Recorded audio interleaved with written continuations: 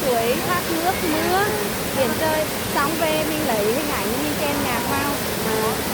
Nhưng mà sao lấy lại góc này được không? Lấy vào Lấy rồng lấy nhiều kiểu. À, Đấy nó lấy cái góc có cả cây cả nước và là thiên nhiên hình cái tự nhiên, tùy vào mình góc mình lấy. Những cái này mà nhẹ thì về chen những cái nhạc thiên nhạc nhạc thiên nhạc đá. Còn những cái mạnh hơn thì về chen những cái nhạc remix nó của cung thanh niên, nhạc trọng điện tử á. Còn có quay ban đêm cái màn hình tối nữa. quay như thế này là về mình cắt âm nhỉ? Về mình tách âm đó, chen nhạc vào. Cái cảnh người đấy thì mình cũng để chứ. Không sao hết, bình thường.